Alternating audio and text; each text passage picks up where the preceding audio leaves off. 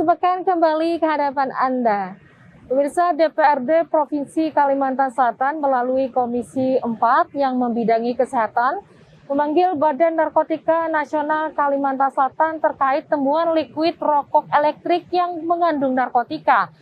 Dalam pertemuan tersebut diminta agar hal ini segera bisa diberantas karena dampaknya sangat buruk bagi masa depan Kalimantan Selatan, dan meminta kepada BPOM dan BNNP Kalsel agar melakukan kerjasama untuk melakukan pemeriksaan terhadap liquid rokok elektrik tersebut.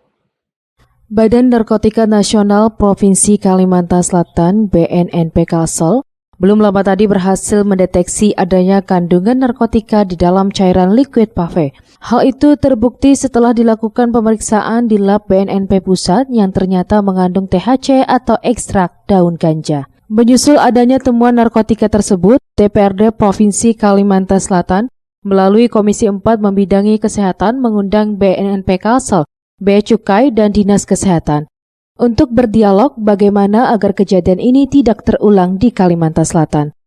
Terlebih saat ini Kalsel sudah banyak ditimpa bencana selain COVID-19 yang belum berakhir juga banjir. Diharapkan bencana sosial ini tidak semakin marak terjadi karena dampaknya akan berpengaruh besar terhadap masa depan Kalimantan Selatan. Terlebih saat ini banyak para generasi muda yang menggunakan rokok elektrik sehingga sangat rawan terjadi penyalahgunaan narkoba. Bahwa sudah masuk varian baru jenis narkoba, yakni liquid rokok elektrik yang mengandung ganja dan sabu-sabu.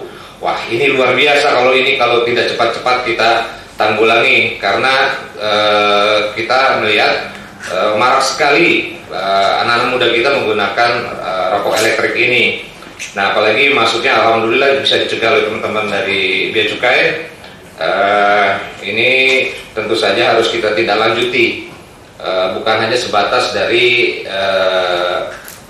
di Bea Cukai di pintu masuknya, tapi juga kita tidak tahu yang sudah masuk nih Pak.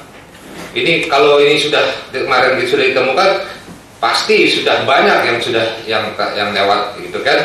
Nah, ini yang mungkin kami mohon Lutfi mengingatkan penjualan liquid rokok elektrik yang sudah beredar di masyarakat juga dinilai belum ada pengawasan dari instansi terkait. Untuk itu kepada BPOM dan BNNP Kalsel bisa melakukan kerjasama untuk melakukan pemeriksaan terhadap liquid rokok elektrik tersebut. Muhail, Banjar TV.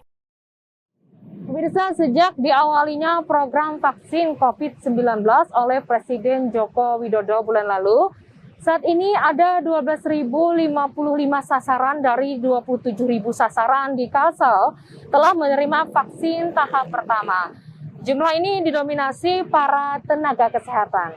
Dan sementara itu, Bupati Hulu Sungai Selatan Ahmad Fikri bersama Forkopimda dan sejumlah pejabat meninjau pelaksanaan vaksinasi COVID-19 di Puskesmas Jambu Hilir, Puskesmas Gambak, dan Puskesmas Kandangan.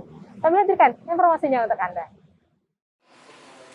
Kepala Dinas Kesehatan Kalimantan Selatan HM Muslim menjelaskan, dari 27.000 sasaran vaksin COVID-19 di daerah ini, 12.055 di antaranya telah menerima vaksin tahap pertama. Adapun tenaga kesehatan yang telah menerima vaksin tersebut berdomisili di Kota Banjarbaru, Banjarmasin, dan Kabupaten Banjar. Sedangkan 17.945 tenaga kesehatan di 10 kabupaten kota lainnya akan mendapatkan vaksin pada bulan Februari ini juga. Menurut Muslim, ada pula yang terpaksa ditunda vaksinasinya karena hamil, munculnya penyakit penyerta, hipertensi, menyusui, ataupun berusia di atas 60 tahun. Bahkan banjir juga menjadi kendala jalannya vaksin seperti di Kabupaten Hulu Sungai Tengah yang fasilitas kesehatannya sudah mulai berbenah pasca banjir. Ada beberapa paskes, kemudian nakes yang kemarin dampak banjir itu masih belum bisa melaksanakan vaksinasi seperti pasti. Bahkan kemarin kami dengan tim saya turun langsung ke beberapa wilayah itu, termasuk di Dinas Kesehatan dan beberapa puskesmas yang memang baru saja mereka berbenah. Jadi Jadi pasca kemarin banjir, ini bersih-bersih. Sehingga ada beberapa fasilitas-fasilitas yang mereka akan memenuhi nanti tanggal 10. Tapi dipastikan kita mencek di instalasi farmasinya, vaksinnya aman. Vaksinnya aman. Dan akan didistribusikan nanti sekitar tanggal 7 atau 8. Ya, itu paling lambat kepada fasilitas kesehatan. Berdasarkan catatan Dinas Kesehatan Kalsel, ada peningkatan COVID-19 di daerah ini khususnya terjadi pada tenaga kesehatan.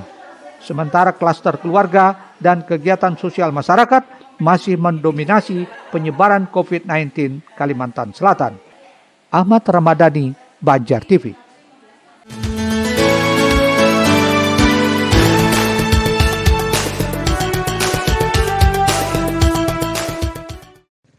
Bupati Hulu Sungai Selatan Ahmad Fikri menyatakan alhamdulillah sejak mulai proses pendaftaran, screening, sampai menerima vaksin ternyata berjalan dengan lancar. Semua pegawai puskesmas pun semuanya siap untuk divaksin. Bagi tenaga kesehatan yang sudah divaksin, nantinya akan melayani masyarakat umum yang juga akan divaksin. Bupati mengharapkan warga agar jangan pernah merasa ragu atau takut jika harus dilakukan vaksin.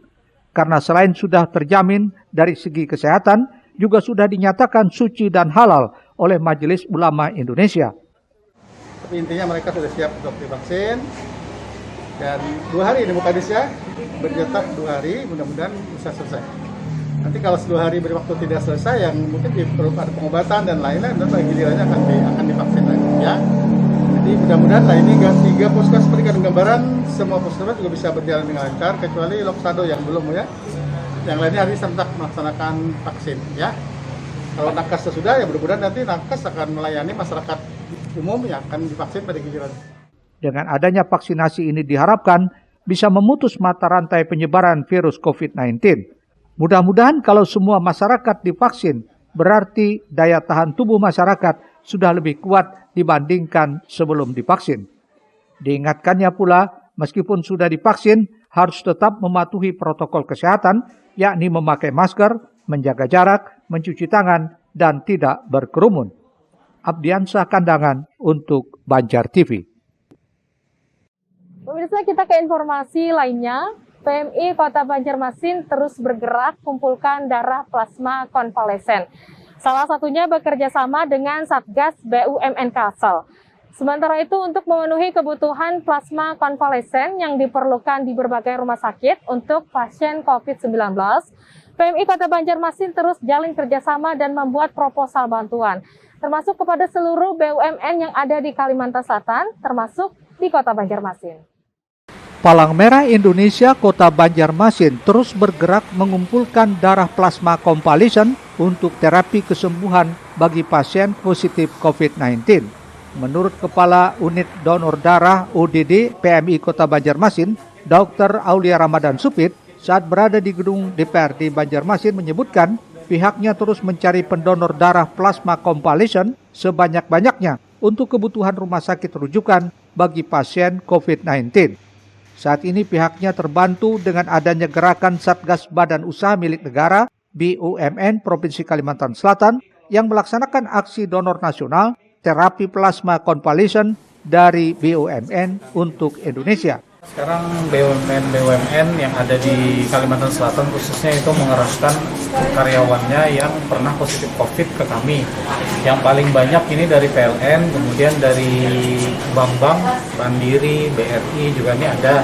Kita masih menunggu dari BUMN lain yang memang pernah terkonfirmasi positif COVID untuk berkenan diambil plasmanya asal lolos seleksi. Langsung Pak Menteri kemarin kan yang siap membantu mengerahkan seluruh kebutuhan kami yang terkait plasma konvalesen ini. Jadi memang kita sudah dihubungi oleh perwakilan dari BUMN yaitu siap membantu kebutuhan kita. Nah, yang paling terdekat ini kita akan dibantu freezer penyimpanan plasma konvalesen yang kalau pakai freezer itu plasma ini bisa bertahan sampai 1 tahun sehingga kita bisa ngambil sebelum ada permintaan. Jadi bisa disimpan selama 1 tahun. Namun ada sedikit kendala bagi PMI Kota Banjarmasin untuk penyimpanan darah plasma convalescent berskala banyak sebab freezer atau tempat pendingin khusus kini sempat rusak. sekalipun sudah diperbaiki dan dapat berfungsi kembali, namun tidak seperti semula, sehingga stok plasma konvalesen itu hanya bisa bertahan 1 minggu.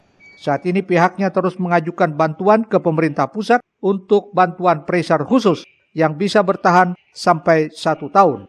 Hal itu direspon positif pemerintah pusat dan saat ini masih dalam tahap proses. Risna, Banjar TV.